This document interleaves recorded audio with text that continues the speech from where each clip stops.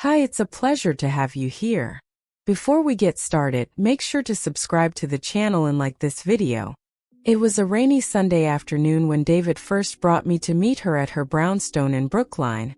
And the moment I stepped inside, the temperature dropped. Not because of the weather, but because of her eyes. She didn't shake my hand, didn't smile, just stared like I was a stain on her perfect carpet. And in that silence, I felt the first crack in my confidence. Her voice, when it finally came, was clipped and cold. "So this is her?" As if I didn't have a name, as if I was just a temporary nuisance. David tried to laugh it off, saying she was always like that, but deep down I knew better. From that moment, I understood I was not just marrying a man. I was stepping into a battlefield I hadn't prepared for. Every time we visited her, she found a way to bring up Amanda, David's ex. As if she were some kind of gold standard I would never reach. "Amanda would have never worn something like that," she'd mutter under her breath, loud enough for me to hear. At dinner, she'd laugh and say Amanda always cooked better or knew which wine to pair with lamb, unlike some people. Her tone wasn't teasing, it was calculated, sharp, meant to wound. And David, always trying to keep the peace, would just change the subject, pretending not to notice the blood on the table. At family gatherings, she'd make sure everyone heard her say things like, "I still don't get what David sees in her, but love is blind, right?" No one ever said anything. Some looked uncomfortable, others just smiled politely, but the silence was worse than her words. Her comments weren't random. They were daggers, carefully aimed, slowly eroding my self-worth in front of the people who mattered most to him. I'd sit there, smiling, swallowing my pride, burning inside, pretending I didn't hear. And David, he always let it pass with a nervous laugh, like I should just be tougher. Even with all of that, David and I got married in Boston, in a small ceremony at City Hall, just us and a few close friends. His mother refused to attend, saying she couldn't support a mistake, and even sent him a text that morning wishing him luck in his disaster. We smiled through the ceremony, pretending we didn't care, telling ourselves that love was stronger than bitterness. I wore a simple white dress, he wore blue, and we kissed like nothing else mattered. But deep down, I knew I was stepping into a life where I would always have to fight for my place. I truly believed that over time, she would see how much I loved her son and soften toward me, maybe not with warmth, but at least with basic respect. I thought a holiday, a shared joke, a kind gesture here and there might melt the ice between us. But with every visit, she only grew colder, more calculating, as if she'd taken my presence as a personal offense. It wasn't just that she disliked me, it felt like she wanted me to fail, to break, to leave. And the worst part was how easily David dismissed it all, like I was imagining things. After the wedding, we moved into a small apartment in Cambridge, just across the river from downtown Boston. It was modest but warm, with mismatched furniture and sunlight that spilled through the kitchen window every morning. We painted the walls together, built bookshelves from scratch, laughed over burnt dinners. We were building something real, or so I thought. We had problems like every couple, but I believed we were a team. Even when his mother would call daily with her subtle poison, I kept telling myself, this is our life now. She doesn't get to ruin it. We had a pair of small security cameras in the living room, installed months ago after a break-in on the floor below. At first, we checked them regularly just to be safe, but after a while the system glitched and stopped recording. We kept saying we'd fix it someday, but life got in the way, work, errands, exhaustion, and it slipped from our minds. They just sat there, little black eyes on the shelf, lifeless and ignored. I never imagined they'd become the key to everything. One quiet Tuesday morning while David was at the office, I finally called a technician to fix the cameras. He arrived around 11 a.m., polite and efficient, and within an hour had everything up and running again. I tested the live feed on my phone and smiled, proud I'd handled it on my own. He told me everything was connected, working perfectly, even the audio was crystal clear. I thanked him, closed the door behind him, and never thought about it again. That evening was chaotic. Emails piling up, laundry overflowing, dinner to cook, And in the middle of it all, I completely forgot to tell David that the cameras were now working. It wasn't intentional, just one of those things you mean to say and never do. He got home late, we ate leftovers, and fell asleep watching a movie on the couch. The cameras sat quietly on their shelves, this time watching, listening, recording everything. I had no idea what they'd capture the next day. The following morning felt like any other. I made coffee, kissed David goodbye, and headed off to work with my usual podcast playing in my ears. At the office, I answered emails, sat through a boring meeting, and even laughed at something my coworker said about their dog. It was just a Wednesday. Everything felt steady, predictable, normal. I had no idea that by lunchtime, my entire world would shift. Around noon, while heating up leftovers in the office kitchen, I remembered the cameras and decided to check the feed on my phone, just to see if everything was still working. I opened the app absent-mindedly, expecting to see an empty living room bathed in sunlight. But the screen didn't show silence, it showed movement. I paused, squinting, and slowly turned up the volume. What I saw made my stomach turn to ice. The camera feed sharpened, and there they were, David and his mother, right in our living room, standing side by side like co-conspirators. I could hear everything, every word, every breath, like I was sitting on the couch with them. My fingers froze around my phone as I watched her settle into my favorite chair. Legs crossed, voice dripping with disdain. They weren't whispering, weren't hiding, they acted like I didn't exist. That image, burned into my eyes, would change everything. She laughed softly and leaned toward him, saying, "She still hasn't figured it out, has she?" And David smirked like it was an inside joke. My mouth went dry. He shrugged and replied, "She never pays attention." They talked like they were planning something, like they shared a private agenda I wasn't meant to know. It didn't feel like gossip. It felt like betrayal wearing the face of casual conversation. My heart pounded louder than the audio itself. Then she turned vicious, her tone sharp and fast. "She's fat, lazy, and honestly, David, she looks tired all the time. Are you really going to waste your life with that?" My eyes filled with tears as I heard him say, "Nothing, do nothing, just listen." She went on, calling me immature, messy, emotionally unstable. Every word cut deeper than the last because she wasn't just insulting me. She was saying it to my husband, and he didn't even blink.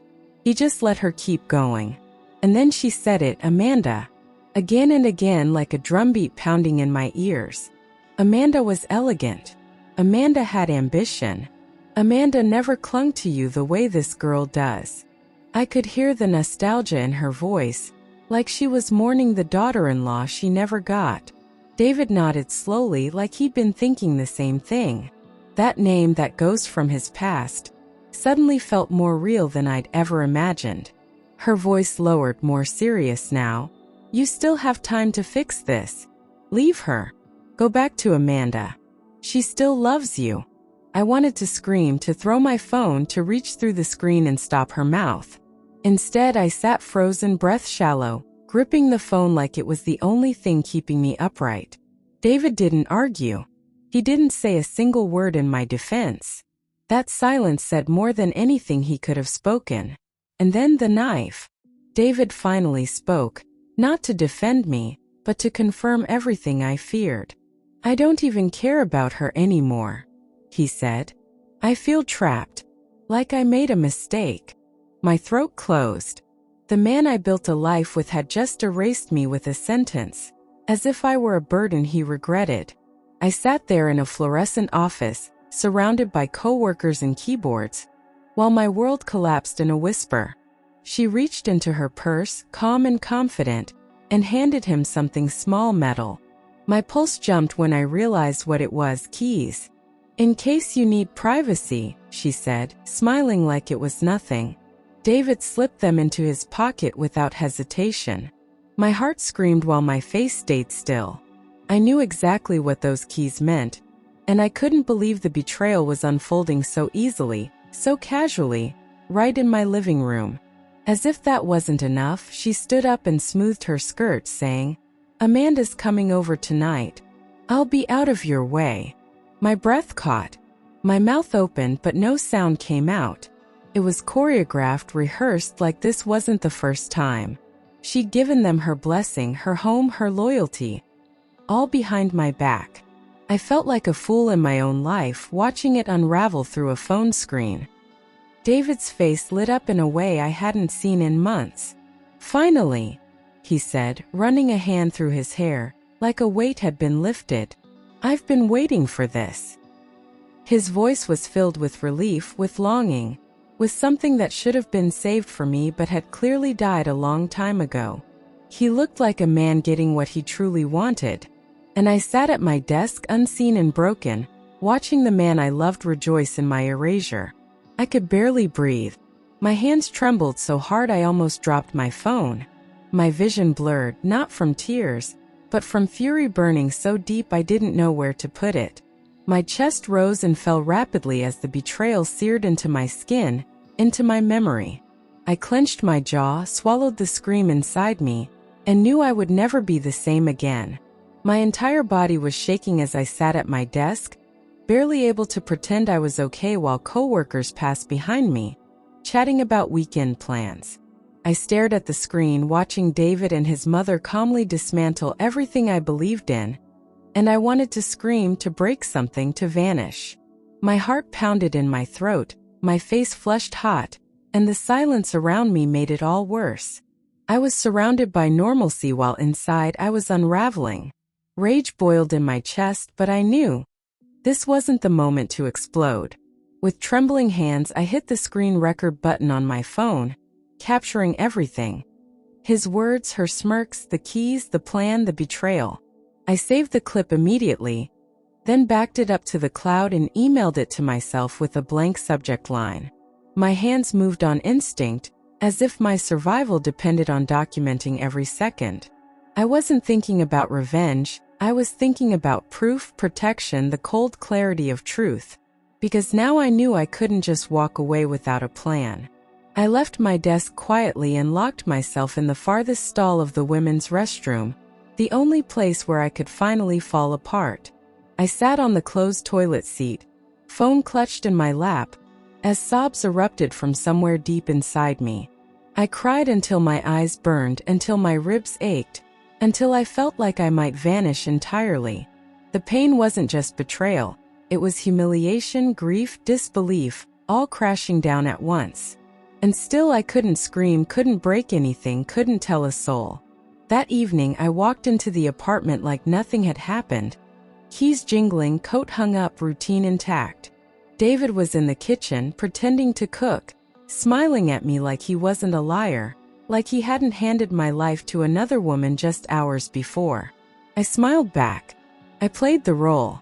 I kissed his cheek, but every breath I took felt like swallowing glass. He had no idea I knew, and I intended to keep it that way for now. As we sat down for dinner, he casually said, "I have an important meeting tonight, might be home late." I watched him lie so easily, so smoothly, as if he'd been doing it for months. He looked me in the eyes and didn't flinch, didn't hesitate, just fed me the story like it was harmless. I nodded, said okay, and even smiled, masking the ache that was already tearing through my chest. Because now I had confirmation he wasn't just cheating. He was comfortable doing it. The moment he said meeting, I knew exactly where he was going, who he was going to see, and whose bed he was planning to crawl into that night. There was no doubt anymore. No sliver of hope left to cling to. This wasn't a misunderstanding. This was real. Amanda was back, and I had been erased like a page torn from a book. And worst of all, he didn't even feel guilty about it. Before leaving, he showered, shaved, sprayed cologne, my favorite one, and stood in front of the mirror adjusting his collar like it was a date. I stood in the hallway watching him in silence, memorizing every movement. He kissed my forehead on the way out, said, "Don't wait up," and walked away whistling. He had no idea I was watching the end of our marriage in real time. No remorse. Just excitement for what came next. I didn't sleep. I lay in bed staring at the ceiling, replaying every second of the video, every word, every glance between them. My pillow was soaked, my body numb, but my mind was wide awake, racing with fear, anger, and the beginnings of something colder, resolve. The house was quiet, too quiet, like it knew it wasn't mine anymore. I felt like a stranger inside my own walls. And yet somehow I knew this pain would not break me. When the sun rose, I went to the bathroom and barely recognized the face staring back at me. My eyes were swollen, skin pale, lips trembling like I'd aged 10 years overnight. There was a look in my eyes I'd never seen before. Something shattered, yes, but also something awakening. I touched my reflection gently, as if trying to find the woman I used to be. She was gone. In her place was someone new. Someone who just lost everything and had nothing left to fear. That morning, I called the one person I knew would understand, my best friend Emily. I didn't even say hello. I just started talking, voice shaking, heart pounding, telling her everything from the cameras to Amanda to the lie from last night. She didn't interrupt. She didn't gasp. She just listened until I finally broke down crying again. And then in the calmest voice, she said exactly what I needed to hear. "Okay, we're going to fix this. But you need to be smart." Emily didn't let me spiral. She grounded me with her voice clear and firm. "Don't confront him yet. Keep gathering proof. Protect yourself." Her words hit me like a plan cutting through chaos. I wanted to scream, to throw it in his face, but she was right. This wasn't the moment to react emotionally. I needed strategy, not drama.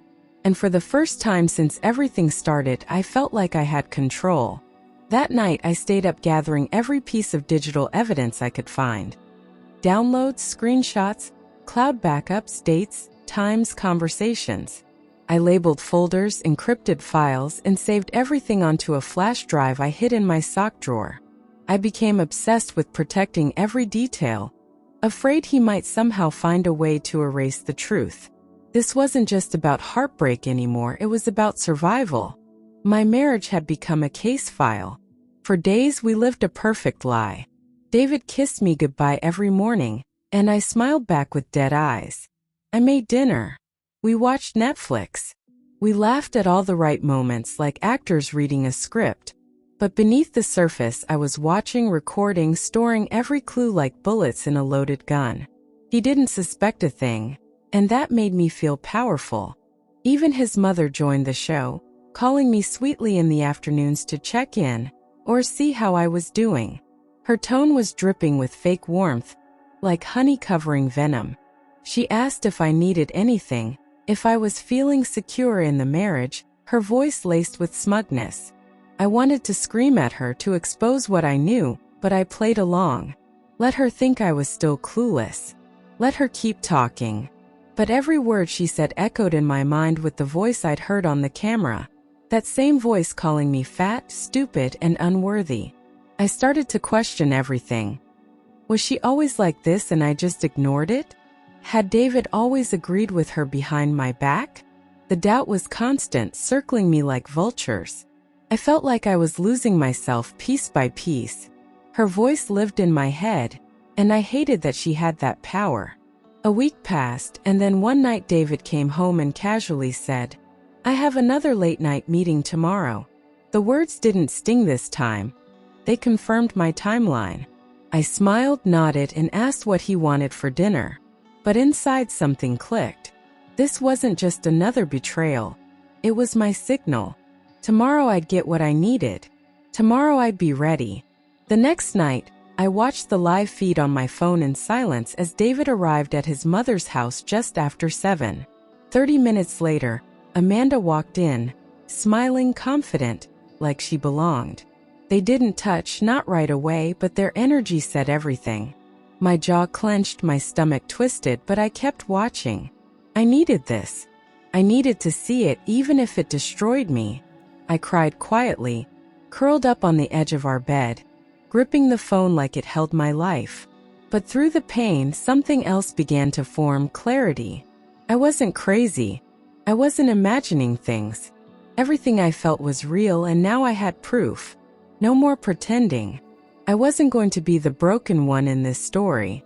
I was going to be the one who walked away whole. The next morning, before the sun rose, I started searching for family lawyers in Boston. I read reviews, checked credentials, and narrowed it down to 3 names. I didn't feel scared, I felt determined. I had wasted too much time hoping things would get better. Now it was about ending this with dignity and making sure they didn't get to rewrite the story. By noon, I had a consultation booked for the next day. I transferred the most important files to a secure folder on my phone, printed out transcripts, and charged the flash drive.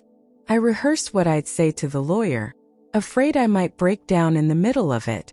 But I didn't. I felt focused, even calm. This wasn't weakness. It was the beginning of my escape. The next day, I sat across from the lawyer in a quiet office in Back Bay, my hands cold but steady as I handed him the flash drive. He plugged it in, listened to the audio, watched the footage, and his face slowly shifted from professional to disturbed. When the clip ended, he looked at me with calm conviction and said, "You have a solid case. Very solid." Hearing those words made me feel like I wasn't crazy anymore. Someone else had seen it too and believed me. He laid out the next steps with careful precision. Keep quiet, don't hint at anything, start gathering financial documents, and avoid confrontation until everything was in place. His tone was firm but empathetic, and I followed every instruction like a soldier preparing for war. I had always thought divorce would feel like failure, but now it felt like rescue. I was no longer waiting to be saved. I was saving myself. And for the first time in weeks, I felt strong. That night, David walked in like nothing had changed, humming, tossing his keys on the counter, asking what was for dinner. I smiled, told him pasta, poured him wine, and sat across from him with steady hands. He talked about work, traffic, the weather, everything except where he'd really been. I nodded, played along, hid the truth behind calm eyes. He thought I was still blind. He had no idea he was living in the final act of our story. After dinner, we watched a movie in silence, our bodies close but worlds apart. He laughed once, glancing at me to see if I'd join, and I forced a smile that didn't reach my eyes. Inside, I was grieving the version of us I thought was real, saying goodbye to the man I thought he was. I didn't ask questions. I didn't show pain. I just waited, because I knew what was coming. That night in bed, staring at the ceiling in the dark, I made my decision final. I wouldn't give him another chance. I wouldn't beg for respect or love or honesty. The woman who once clung to hope had died the moment she heard him say, "I feel trapped." Now I was focused on freedom, and I would not let him or his mother take that from me. 2 days later, in the quiet of a rainy afternoon, I stood in the kitchen and said it plainly without emotion. "I saw the cameras. I know everything." He froze. His fork slipped from his hand and clattered onto the plate. Eyes locked on mine, searching for a crack in my face. There was none. I gave him no drama, no shouting, just truth. His mouth opened, but no words came. His skin went pale, all color draining as if he'd seen a ghost. For the first time, he looked scared, not angry, not annoyed, just terrified. I stood firm, arms crossed, watching him realize the house of lies was crumbling. His confidence vanished. His jaw clenched. He looked like a man standing on the edge of a cliff with no idea how he got there. And I was no longer the one falling. He stammered, trying to explain, to minimize, to twist the truth into something survivable. "It's not what you think. You're exaggerating. My mom, she pushed it." The words came fast, sloppy, desperate, like a child caught with blood on his hands. I didn't interrupt. I didn't react. I just let him flail, let him drown in his own panic, because nothing he could say would undo what I had seen. I pulled out my phone, opened the video, and pressed play. His voice, her voice, the laughter, the plan. All of it filled the room like poison finally named. He looked down, jaw tightening, fingers twitching. There was no way out. No denial. No narrative left to manipulate. He didn't ask me to stop the video. He didn't even finish watching. He just sat there, sinking lower into the chair like it might swallow him. Then suddenly he snapped. "You're insane." he shouted, standing so fast the chair tipped back. "You were spying on me? Manipulating me?" His voice was loud, defensive, shaking with guilt disguised as rage. But I didn't flinch. I stood still, arms crossed, refusing to let him flip the narrative. Let him scream. Let him throw every insult he could. The truth was already out, and no tantrum could bury it. I didn't yell back. I didn't cry or plead. I simply looked him in the eyes and said, "I want a divorce." My voice was calm, too calm, and that shook him more than anything else. He stood there, breathing heavily, expecting a fight, a breakdown, a scene. But I had already let him go in my heart. This was just the formal ending. He didn't try to stop me. He didn't say wait or let's talk or please. He just sat down slowly, resting his elbows on his knees, face in his hands. The silence between us was louder than any argument we'd ever had. He looked like a man who'd finally realized what he'd thrown away. But by then it was far too late. The next morning, I filed the divorce papers at the courthouse, my documents in a neat folder, my head held high. The clerk didn't know what I'd lived through, but the way she looked at me, calm, respectful, felt like the first breath of freedom. I left the building with sunlight on my face and the sound of my own footsteps grounding me. I was no longer stuck in his story. I was writing my own. Less than an hour later, my phone lit up with her name. I almost didn't answer, but I did. Her voice exploded through the speaker. "You ungrateful little girl. You're destroying this family." She didn't ask what happened. She didn't care. It was all about control, reputation, power. But I had nothing left to lose, and she could feel it. I let her finish her rant in full silence, then said, "You destroyed it yourselves," and hung up. No screaming, no tears, no explanations. Just truth. My hands didn't even shake. For the first time since the beginning, I felt untouchable. Her voice no longer had a place inside me. Within weeks, David moved in with Amanda like they hadn't just set fire to someone else's life. They posted a picture the first night. Candles, takeout, 2 wine glasses clinking. The caption read, "Right where we're meant to be." I stared at it for a moment, then turned off my phone. It no longer made me cry. It just made me tired. They filled their social media with beaches, brunches, and rehearsed affection. Smiles that looked staged, captions that begged for validation. Friends commented with hearts and congratulations, oblivious to what it had cost. I used to wonder if it was real. Now I knew better. If you have to prove it to the world that much, maybe it isn't real at all. The seasons changed, and so did I. I moved into a smaller apartment, painted the walls a soft green, started sleeping through the night again. I got a haircut. I stopped checking their profiles. The anger faded, the pain dulled, and my silence became my peace. Some days were hard, but most were mine, and that was enough. Months later, a friend sent me a message out of nowhere. "Did you hear about David and Amanda?" I hadn't, and I didn't ask. But she sent the link anyway.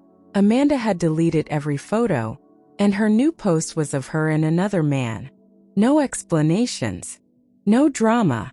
Just a quiet reset. Just like that, their perfect story was over. Turns out Amanda had been cheating, just like David did to me. A different man, a different lie, but the same betrayal. He had left everything for her, and she left him just as carelessly. I didn't smile when I found out. I didn't feel vindicated. I just sat in the stillness, knowing life had handled the justice I no longer needed to seek. I didn't need revenge. I didn't need to prove anything. Life had done what I never could. It showed him the cost of his choices. He chased an illusion and lost everything real. And as I watched from a distance, finally untouched by his chaos, I understood. Sometimes the best justice is simply surviving and being free. In the quiet that followed, I discovered a peace I didn't know I was allowed to have. No more lies, no more manipulation, no more pretending. I filled my life with small rituals. Morning coffee by the window, evening walks with music, books that held me better than people ever had. I wasn't healed yet, but I was healing. And that was enough. I started to redefine what love meant.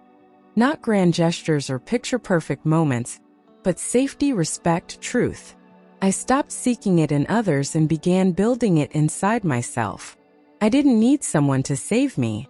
I had already done that. Love was no longer something I chased. It was something I protected. Trust came back slowly, not in people but in my own instincts. The voice I used to ignore, the one that said something feels off, I started to listen to it. I stopped second-guessing myself to protect someone else's comfort. I stopped shrinking to avoid conflict. I had been silent for too long, and now my voice had weight. There was no big moment of triumph, no cinematic ending. Just one morning, I woke up and realized I hadn't thought about him in days.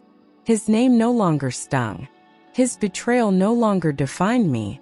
That was the victory. Quiet, personal, mine alone. The kind of healing no one claps for, but that changes everything. Months later, I saw him by accident at a bookstore cafe. He looked older, tired, unsure, smaller somehow. We locked eyes for a second, and I saw recognition, maybe even regret. But I didn't stop walking. I didn't need a conversation. That moment wasn't about him anymore. It was about me. Not freezing, not flinching, just moving on. His mother never reached out again. Not an apology, not an explanation. I wondered if she felt shame, or if she simply moved on to her next target. But either way, her silence was a gift. For the first time since I met her, she had no power over me. She faded from my life like a bad dream I no longer needed to interpret. Eventually, I met someone new. Not a savior, not a distraction, just a kind, steady presence. He didn't try to rush me or fix me.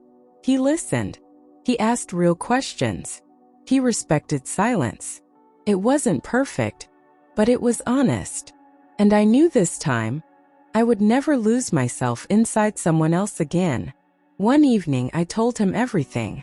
The cameras, the betrayal, the woman who tried to break me. He didn't interrupt, didn't pity me. He just held my hand when I needed it most. And in telling it aloud, I felt the weight finally lift. It wasn't a story I was ashamed of anymore. It was mine, and I had survived it. Now, when I look back, I don't see failure. I see strength. I see a woman who was lied to, broken down, abandoned, and who chose herself anyway. I see courage, not loss. I see truth. And every time I take a deep breath in my quiet apartment, or laugh at something real, or sleep through the night without fear, I know I am finally free.